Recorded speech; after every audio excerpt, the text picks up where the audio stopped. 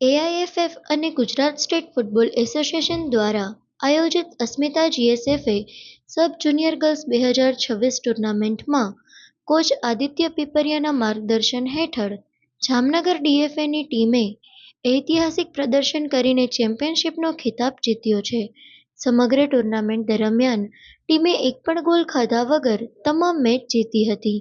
કાલાવાડની ડીએલએસએસમાં સવાર સાંજ સખત મહેનત અને પ્રેક્ટિસનું પરિણામ આજે મેદાન પર જોવા મળ્યું.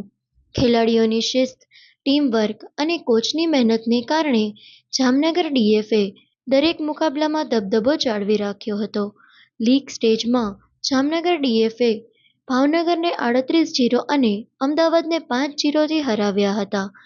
સેમીફાઇનલમાં બરોડાને 7-0થી અને ફાઇનલમાં રાજકોટને 10-0થી હરાવીને ટ્રોફી પોતાના નામે કરી હતી.